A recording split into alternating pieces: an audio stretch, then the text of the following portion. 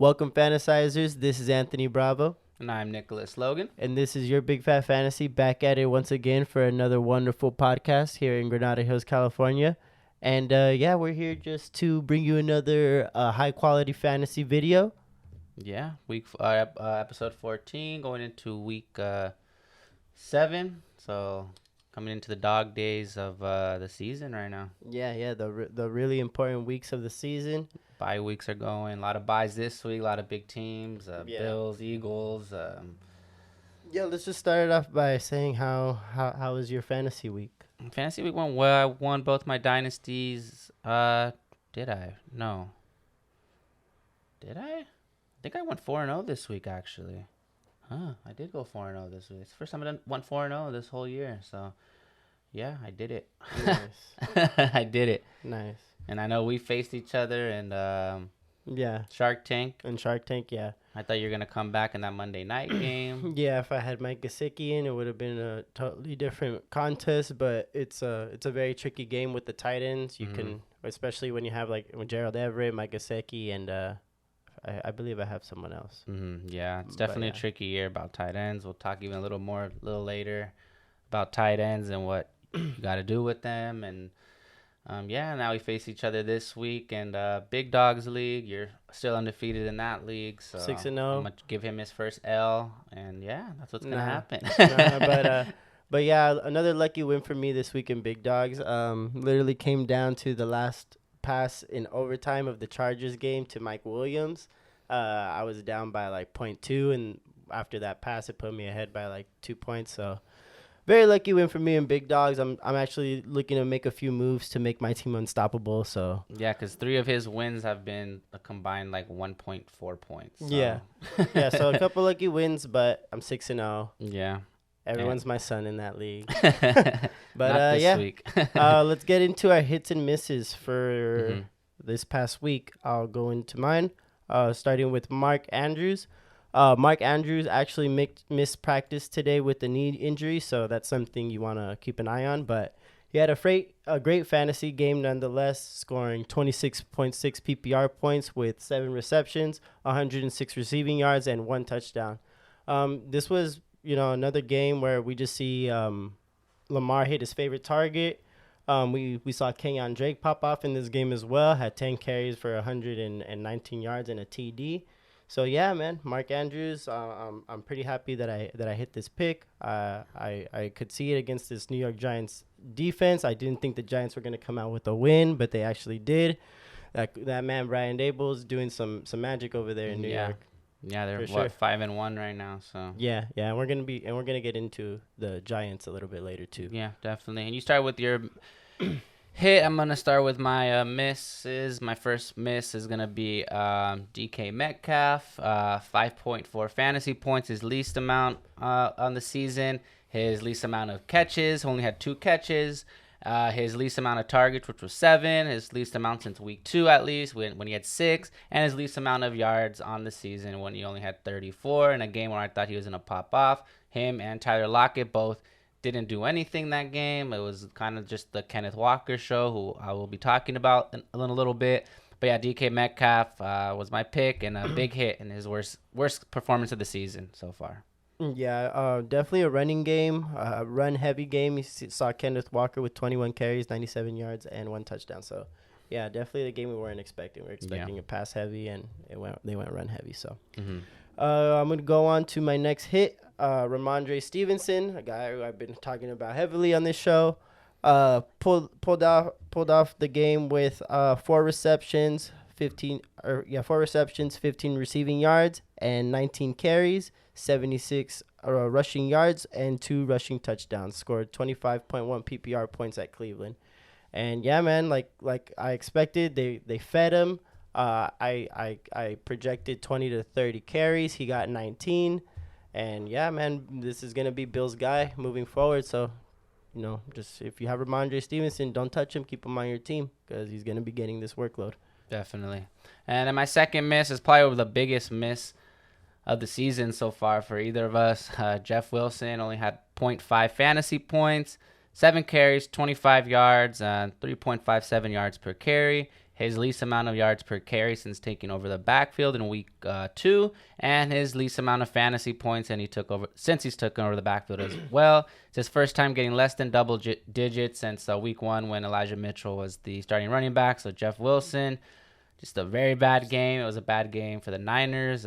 Falcons just unexpectedly blew him out, but I had Brandon Ayuk and he's popped off, and that should have been my pick from that game. Yeah, Mariota, a reason why I almost beat you too in Shark Tank. Yeah, one offensive player of the week.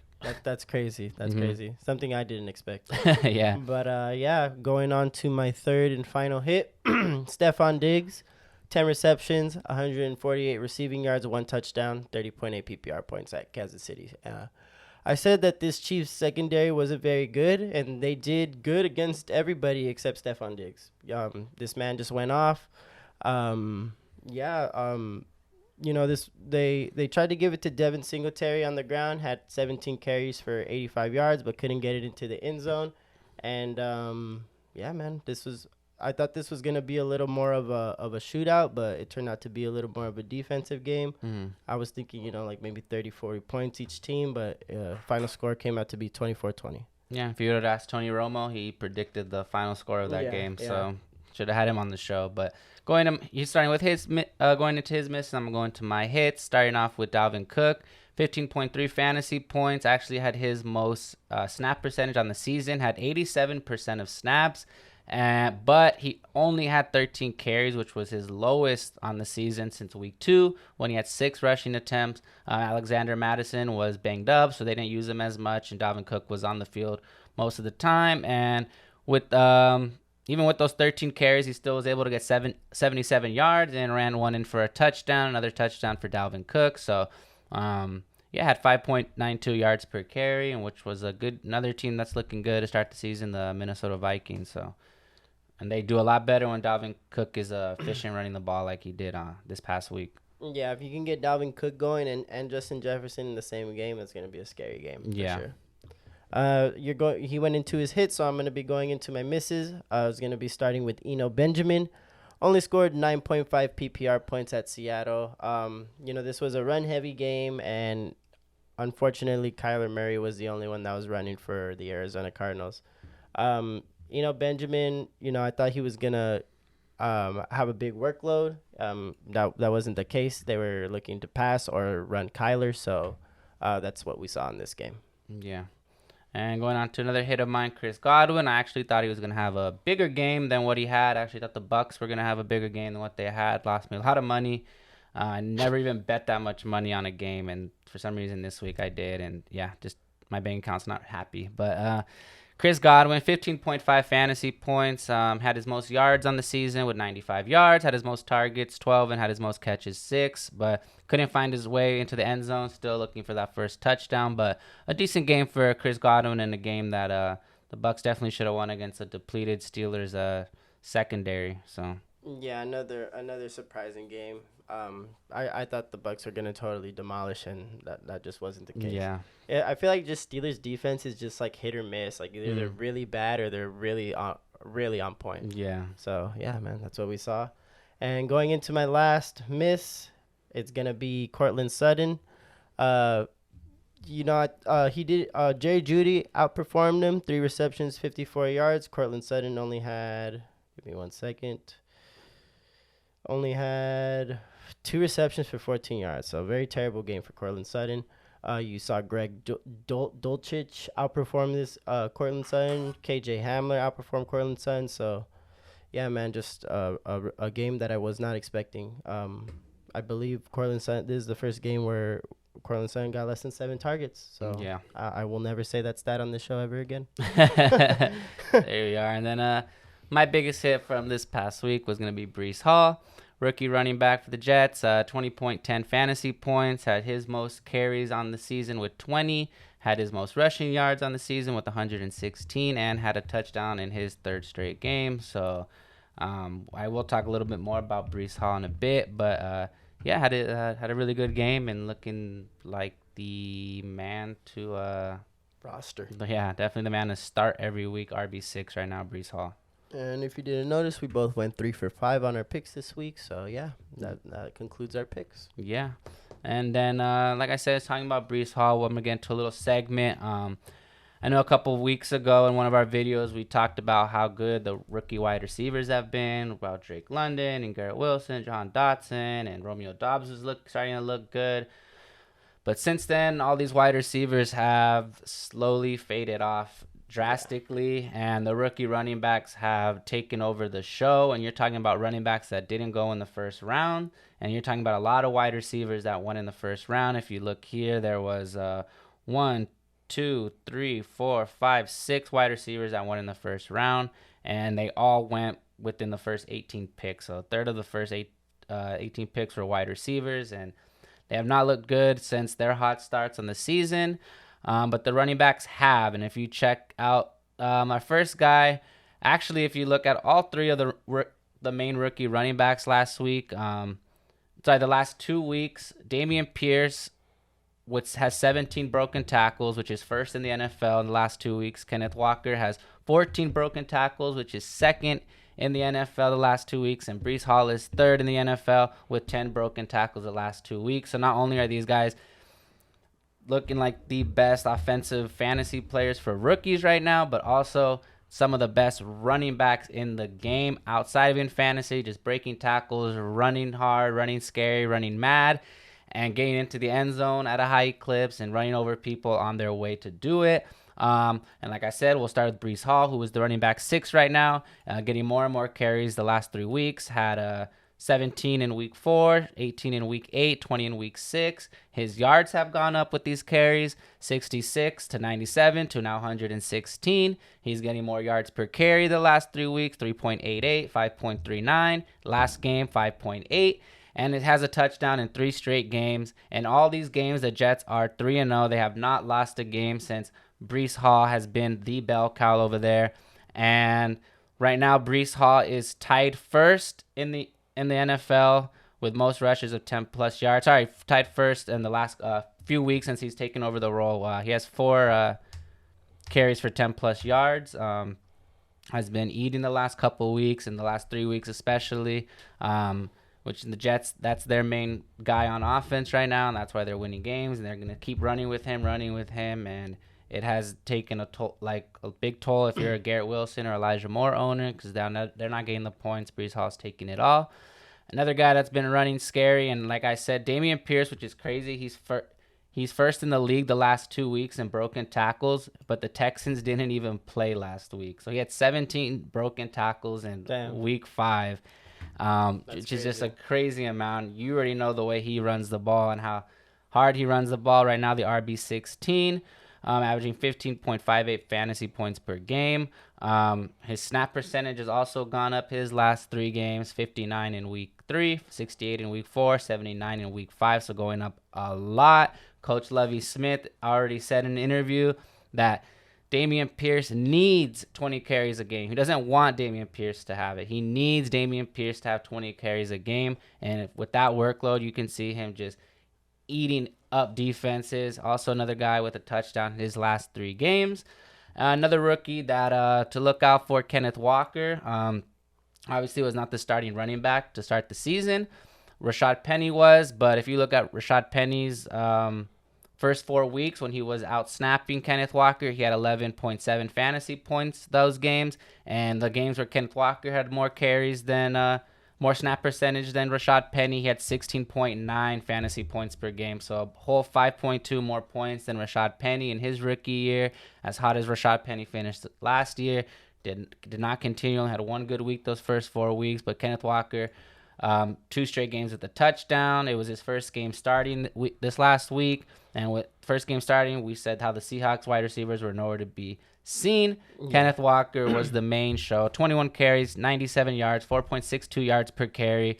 And another guy who breaks a lot of tackles, Kenneth Walker, has 22 missed tackles this year on 44 rushing attempts. So he is breaking a tackle on half of his rushing attempts, which is the highest rate in the NFL. And last week, he led the NFL with 12 missed tackles in week 6. So just running through defenses.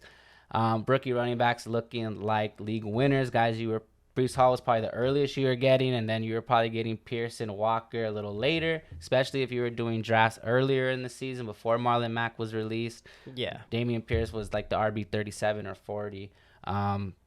Those three guys I drafted a lot of in like especially best ball leagues. So look out for those rookie running backs, but the rookie wide receivers, have they taken a big miss? Starting with Drake London, he was the 8th pick of the draft last year, first wide receiver taken. Started hot, was the wide receiver 14 his first 3 weeks, and now he's the wide receiver 29 because the last 3 weeks he is the wide receiver 66. Just has fell off completely. His snap percentage has gone down. It was hot to start to see his first NFL game. He was on the field for 72% of snaps. Then it went up to 82, then up to 84, then down to 80. Now it's been 67 his last 2 games. And even in a game where we said how Marcus Mariota won Offensive Player of the Week for the NFC, even in a game like that, Drake London did not see any of those targets or any of those yards, really. Mariota had 14 passing attempts, only 4 to Drake London, his season low, career low.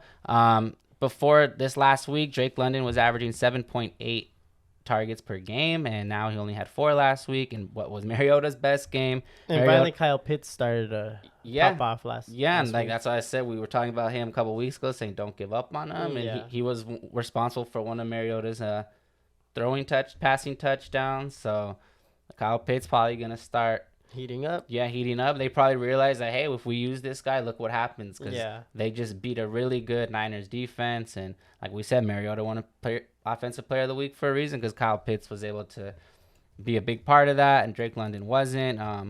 Only had 40 yards this last week, but still London, that was his most since week 3, so has struggled a lot the last 3 weeks. I'm sure people are starting to get him out of their lineups now. Another guy that has become a non-beneficiary of the Brees Hall takeover is Garrett Wilson. Was the 10th pick of the draft, was the wide receiver 15 the first 3 weeks, and since Brees Hall's taken over, he's now the wide receiver 37. The last 3 weeks, Garrett Wilson, the wide receiver 76. So not better than Drake London, when he was just one spot behind Drake London the first 3 weeks, and now he's well behind him.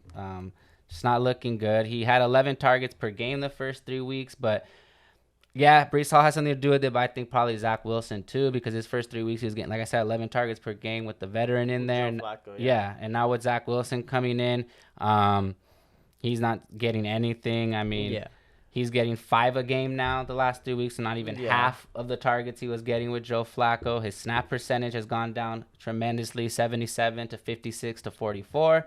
Last week was definitely his worst week, like Drake London's. Only had 1.8 fantasy points, 1 catch for 8 yards. So I know you're a Garrett Wilson owner. You're probably not going to start him going forward, at least. No. And even if he pops out this week, I would still say just be careful. It might be one lucky game. It's a chemistry thing. It's a chemistry thing. And like I said, Brees Hall's the show right now. Their offense is revolving around him. And as long as he keeps pounding defenses and doing what he's doing, there's no reason why they should be passing the ball. Yeah, for sure. Then next up, the only guy that on this list that has any significance for a rookie wide receiver, Chris Olave, 11th pick of the draft. He came out early week 5 with a concussion, and then that caused him to miss week 6. But before that, he was the wide receiver 14. He's the only player I'm really confident in, especially if Michael Thomas and Jarvis Landry continue to miss games. They're not going to be playing Thursday night's football game against the Cardinals. But even then, when they come back healthy, Olave should still get his targets, because he had 13 targets in week 2 and week 3, and Michael Thomas and Jarvis Landry both were healthy that game and on the field. So he probably has the most upside out of all and we had a question earlier in the year when we said who had the most upside. I said we both said Chris Olave would be like the main guy, and he's looked like the only guy I'm confident in. One guy I'm not, he's missed some time the last 2 weeks, Jahan Dotson, the 16th pick of the draft. And we're talking about the NFL draft, by the way. He was wide receiver 28 weeks 1 through 4, and now he's missed his last 2 games. And now whenever he decides to come back, Tyler Heineke will be starting. Not sure how confident I would be as a Jahan Dotson or any offensive player on the Not very confident. Commanders. So just watch out. Then another guy that I'm kind of confident in is Jamison Williams. I know he hasn't played yet a single game this year, but he's not gonna be playing this week either. But I think he has some of the most talent out of all the wide receivers taken. Yeah, for sure. Someone to keep on your radar. And Treylon Burks, another and guy. his coach said he was gonna play this year. Yeah, he's definitely gonna play this year. year. For Yeah, sure. definitely. Especially the Lions keep contending, and they'll throw him out there. So if you have him on your IR, don't do anything. Yeah, keep him there. Keep him there. Yeah, and then ease him in, and then Treylon Burks, another wide receiver that won the first round. He's been on the IR for the last couple weeks, and before that, he was only averaging 6.03 fantasy points per game. Dude's a ghost. Yeah, so Dude's a ghost right now. Either they're healthy and they're dropping out the last 3 weeks, or they're injured and haven't played, and that's why. But the rookie running backs, man, they're definitely have the most fantasy significance. They're the prize jewels this year. And everyone was going high on the wide receivers because they were all first-round draft picks. Brees Hall wasn't. Kenneth Walker wasn't. Yeah. Damian Pierce wasn't. Not even Brian Robinson, who's finally got his first start, and maybe he can slowly get better. I know he's probably going to be like a little red zone machine. Yeah, for sure. Inside that 5, inside that 10, definitely. But, yeah, so definitely keep starting those rookie running backs going forward. I wouldn't take my chance on any rookie wide receiver except for Chris Olave. So. Yeah, for sure. Yeah, Chris Olave is going to keep getting that workload on a week-to-week basis, and everyone else is just on a shaky down. And situation. it's scary. I mean, I went over the snap percentage and the targets per game that have just dropped off. Like, it's not even like they're on the field for as long as they've been. They're not even getting that much playing time, and when they do play, they're not even getting that much targets. So or any red zone looks. No touchdown between Drake London, Jahan Dotson, Garrett Wilson. You name them. It's been a big drop off. So yeah, the rookie running backs are the ones you want. Rookie wide receivers, the ones you don't want. Maybe want to get rid of. Speaking of getting rid of players, I'm gonna do 4 sell players. It was originally gonna be 5, but I switched it down to 4. I'm going to start off with my boy James Robinson from the Jacksonville Jaguars. We're seeing Travis Etienne get the workload advantage already. So I would say sell James Robinson for whatever you can get. Last game we saw Etienne have 10 carries for 86 yards, 8.6 yards per rush. Had a 48-yard rush. So, James Robinson, he still had 12 carries, but the work wasn't there. Only 54 yards. Only had his longest rush was 14 yards. So they're moving to the younger legs, man. We see this with running backs. I believe Robinson's 24, gonna hit 25, and he's already coming off of injuries, and they're seeing Travis Etienne. He has more potential, way higher ceiling. Kind of off topic, but I have no idea why we didn't pick Deion Jackson in our picks last week. Yeah. Well, one of our friends, what were the options? I don't know. Gave but us. he asked us if we can start Deion Jackson. We're like, definitely start Deion Jackson. Yeah, he gave us four players, and we both said Deion Jackson. One of the very few times we're both on the same page, and goes off. So yeah, I don't know why we didn't pick him. But anyways, so yeah, Travis Etienne getting the workload over James Robinson. 2 weeks ago against the Texans, we saw Etienne outperform James Robinson, 10 carries, 71 yards, 7.1 yards per rush, to James Robinson, 10 carries to 27 yards, 2.7 yards per rush. So Travis Etienne, the dude you want. James Robinson, the dude you want to sell. Moving on to my second sell player is going to be Scary Terry. Scary Terry hasn't had a touchdown since week 1. Yeah. And, when Wentz is on the field, he's throwing to random receivers. De'Ami Brown is going off. You got Curtis Samuel going off. You had Jahan Dotson going off in the earlier part of the season. So this dude Wentz is just all over the place. Taylor Heineke, I remember he does have good chemistry with Scary Terry. So, right now is probably the best time to trade Scary Terry, because you can use that as one of your excuses to have Scary Terry's value rise. And, yeah, just try to sell him before Wentz gets back, pretty much. And my third sell player is going to be DJ Moore. Not really much to say about why you should sell DJ Moore. There's no fantasy value in Carolina behind CMC. You got DJ Moore. He's the wide receiver 53. He's like one of the most talented receivers in the league, but he just has no quarterback right now. And the Carolina Panthers, they can't even score points, dude. Like 20, like okay, you have 24 points week 1, but then after that you have 16 points week 2. You have 22 points week 3, 16 points week 4, 15 points week 5, 10 points week 6. So yeah, this team can't even put up points, and you have like the best running back in the league. You know, like the Matt Rule rule, right? When the Panthers give up 17 points or more, they haven't won a game under Matt Rule. So that's crazy. Which is like 17 points isn't even a lot. A lot of defense would be happy just to allow 17 points. Yeah, but they're not win. They haven't won one single game with Matt Rule coaching. So. That's Matt's rule. Yeah, that's the Matt rule. Yeah, so you don't really want anyone in Carolina outside CMC right now. And the final guy is going to be David Montgomery from the Chicago Bears. Last week, only had 9 points to Khalil Herbert's 7.5, but Khalil Herbert's actually the running back 20, and David Montgomery is the running back 32. Khalil Herbert only had 7 carries, but he did have 75 yards to David Montgomery's 15 carries, 67 yards, and 1 reception. So David Montgomery on his way down, Khalil Herbert on his way up, as we were saying in the preseason. And yeah, we're starting to see it here in week 7 or week 6. Yeah. And the best time to like sell players like this is try to go for like players on the IR right now, whether that's Jameson Williams or Marquise Brown. It's gonna miss 4 to 6 weeks, or especially if you're like winning right now and you can afford to lose like a game or two, and then when these guys come back, you know, like Elijah Mitchell or something, go get him, or just look for guys that are on the IR or guys that have trended down the last few weeks, like a Drake London or something that you think could pick it back up. You know what I mean? Like, you need like the Rashad Pennies of the world from last year is what you're trying to look for. The Amon-Ra St. Browns of last year, just guys that you are not having good years right now, but guys that have a higher ceiling than obviously these guys going forward. Yeah, for sure. And that's just one thing I wanted to talk about on this show. I was just looking at my like best balls through the first 6 weeks of the season, and like my best lineups are the ones where I drafted like the most confident like fantasy players. Like most of them that I'm in like first the most obvious ones. Yeah, like a Cooper Kupp. I think like 3 or 4 of them I'm in first place in.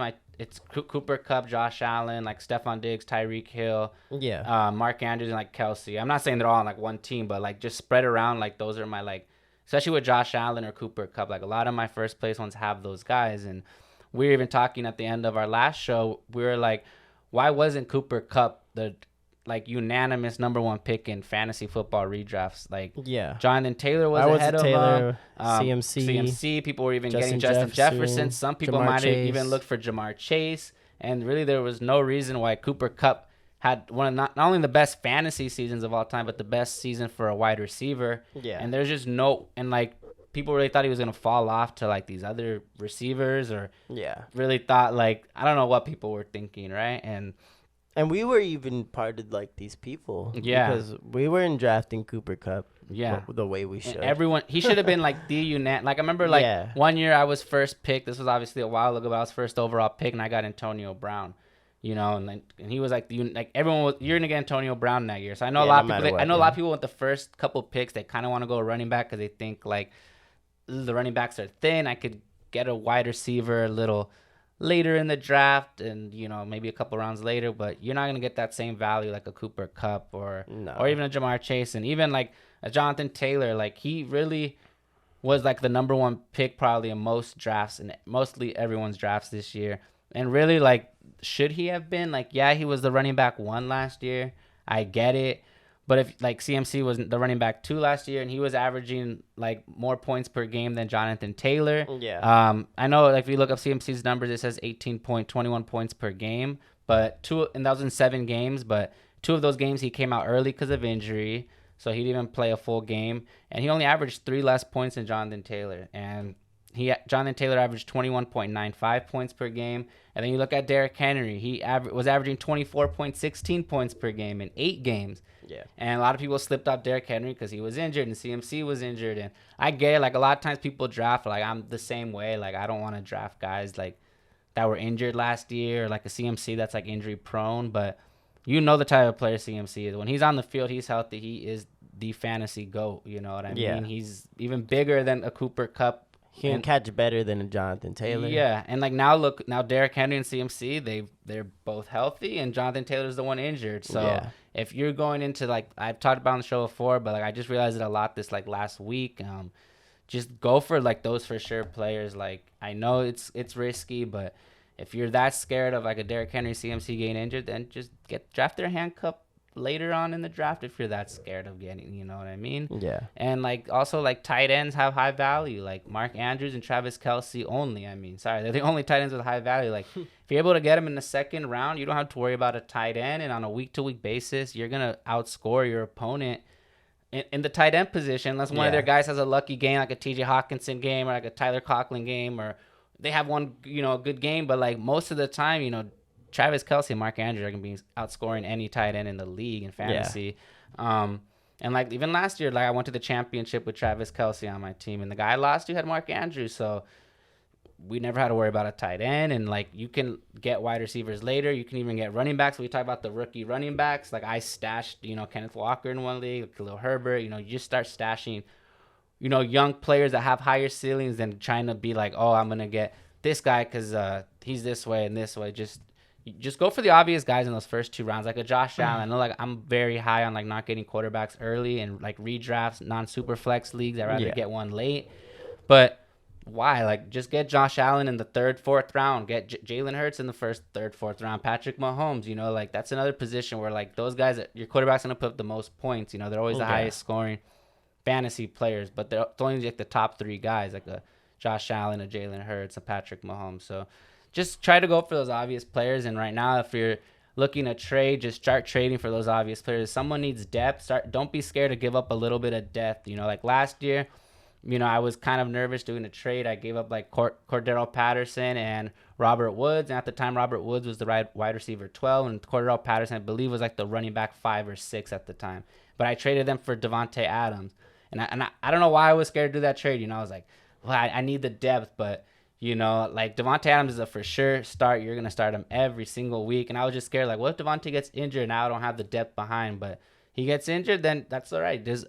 People get injured all season long. You can go later on in the waiver wires and pick up guys. Just start trading for those obvious guys, especially now where people are getting injured. And you're going to see teams are starting to get desperate, like 3-3 teams, 2-4 who are right on the border. If you're like 5-1 or you're 4-2 right now, try to just trade some depth and just get a guaranteed wide receiver 1 that is going to have like a Stephon Diggs or something, a good game every week, and just trade some depth players, guys, borderline wide receiver 1s, running back 1. I know it's going to hurt, but if you have that depth, give it up. Get those for sure players going forward, especially right now trading. Just try to convince people that, hey, you need depth, and you're on the board, you're just a running back away. You have no running back, like I was trying to convince someone in our league. He's 4-0. His only running back right now is DeAndre Swift, but he hasn't been playing. He's been running with 4-2?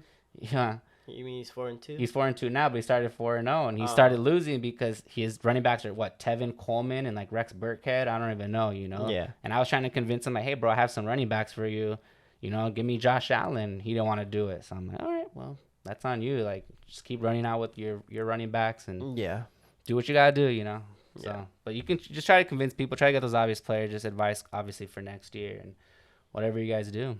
For sure. And yeah, that's gonna bring me to my last little segment. I kind of just want to talk about how the Giants are kind of pretty much winning with no wide receiver. It's pretty much just Daniel Jones and Saquon.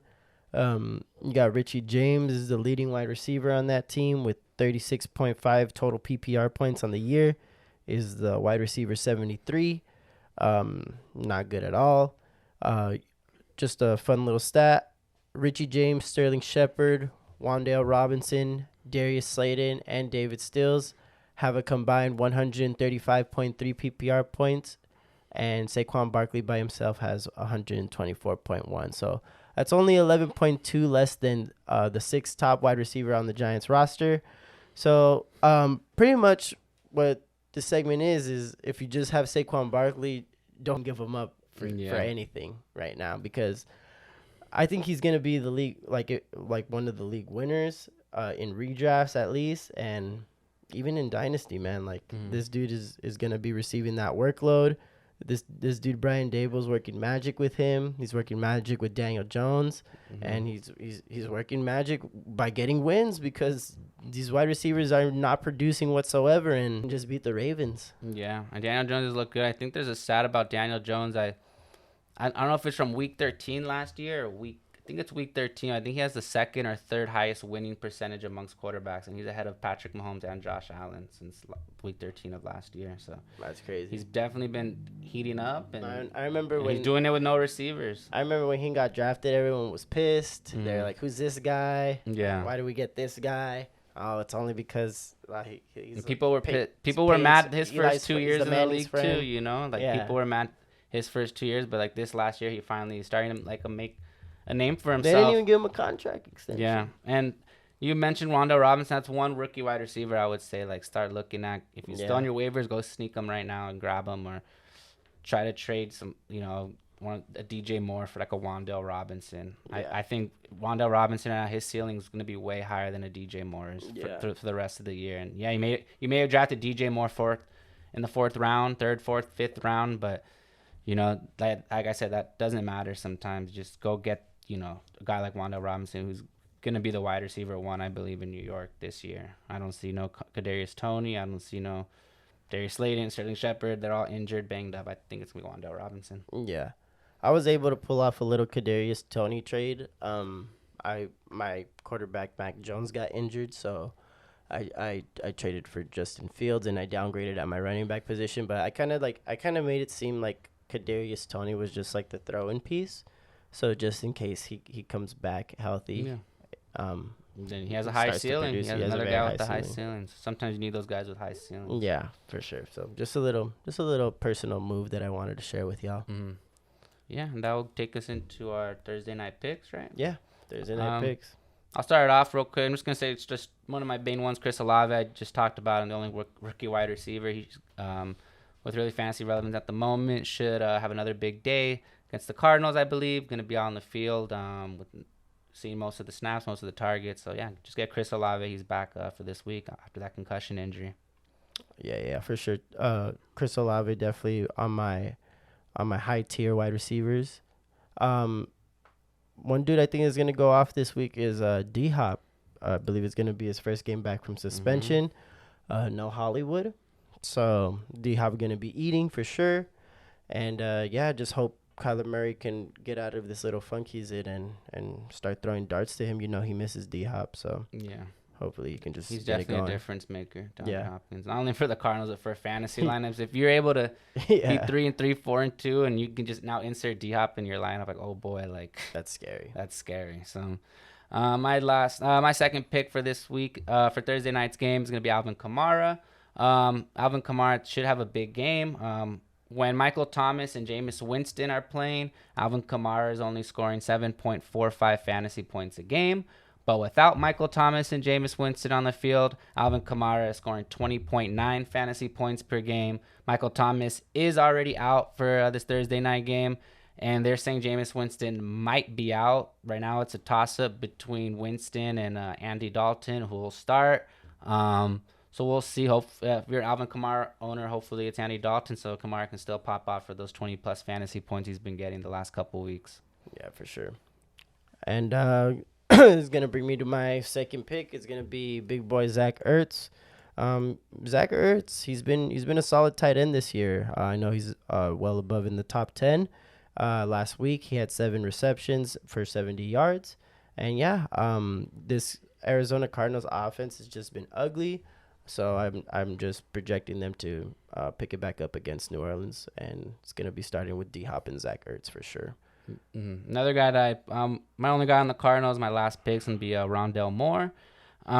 Since he's came back from injury, his snap percentage has gone up 86 to 91 to 99, and with that, his targets have also gone up from 5 to 8 to 10, and he's still looking for his first TD. I would hope it comes tonight, Thursday night's game. I know D-Hop is back, but like you said, no Hollywood, and Rondale Moore could be a beneficiary to that.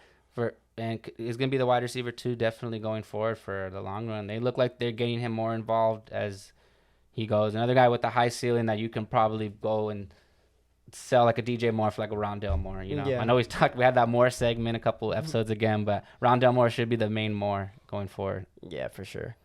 And should be the wide receiver too, if he's healthy in this game. Yeah. And my third final pick is gonna be Taysom Hill. The Cardinals haven't really been good against the run, so if Taysom Hill can pull off 2 of those runs for touchdowns, that's like 25, 30 points already. So I'm projecting Taysom Hill to have a good game. Another guy who does better when Winston's not on the field too. Yeah. So. For obvious reasons. He was running the quarterback.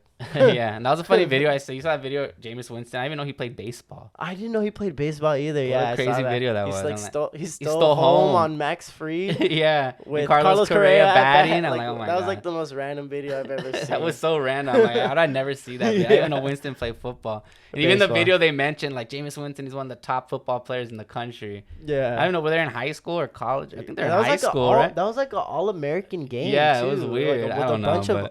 With a bunch of baseball all-stars. He should have stuck to baseball. Honestly. Another guy like Kyler Murray should have stuck to baseball. There'll be 2 baseball quarterbacks probably in tonight's game. But yeah, those are our picks. That's our episode. Thank you again for tuning in tonight. Or today, sorry. And yeah, good luck on your Thursday night hits. Yeah, whatever you guys do, FanDuel, DraftKings, Underdog, whatever. Maybe put some of our picks in there, see what the over-unders are and everything like that. But thank you, episode 4. That'll conclude our episode 14, and we'll see you on the next one. See ya.